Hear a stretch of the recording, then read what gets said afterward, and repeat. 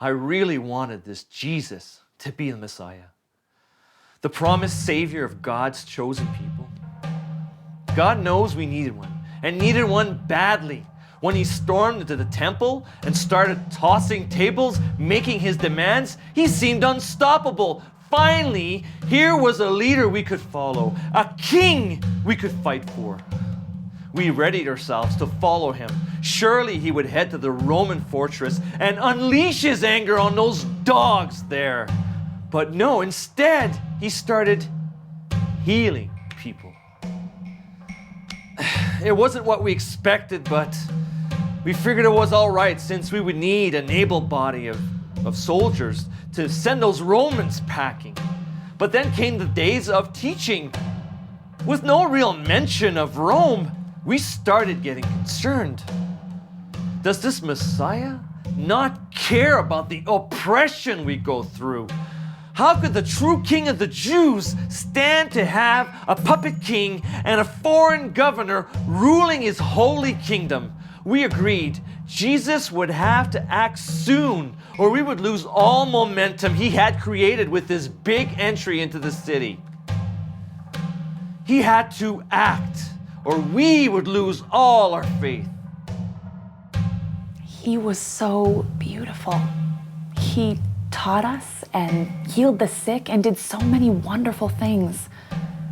It was as if God himself was smiling down on us for the first time since our exile to Babylon. It was as if God himself was among us.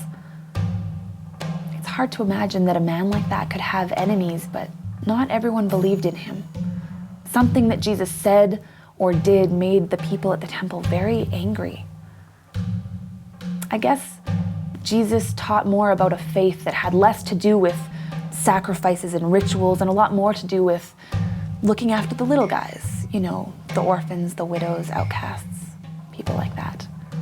Plus, he turned the temple upside down, almost literally, I heard, and that would have made the temple rulers angry no matter what he did. These temple rulers, they wanted Jesus gone, and rumors started spreading that they would do anything to get rid of him, short of killing him themselves. They started going around to all the houses, starting with the most influential families, banging on doors, drumming up support.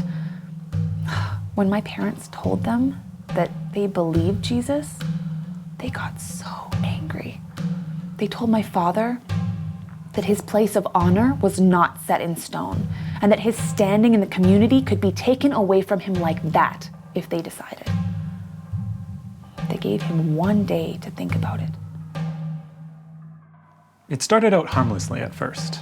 Ruth would go most mornings to see this Jesus prophet person, and when she came back, she couldn't stop talking about the amazing things he said and the amazing things he did, and how she was full of such happiness and joy and hope like she'd never felt before. I tried to listen patiently, but on the inside it rubbed me the wrong way. I mean, shouldn't she be saying these things about her future husband?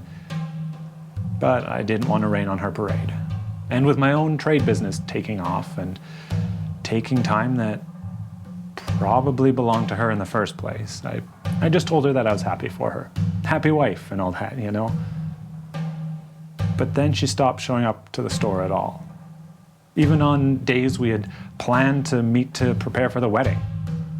After being stood up for the third time in as many days, I went looking for her and sure enough found her in the temple at the feet of this rabbi, soaking up every word.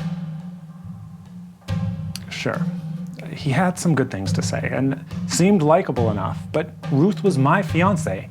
She belonged to me, not to this peasant preacher. Enough was enough. She had to choose, Jesus or me. As I walked away, I had to ask myself, who is this man? Who is this man? Who is this man?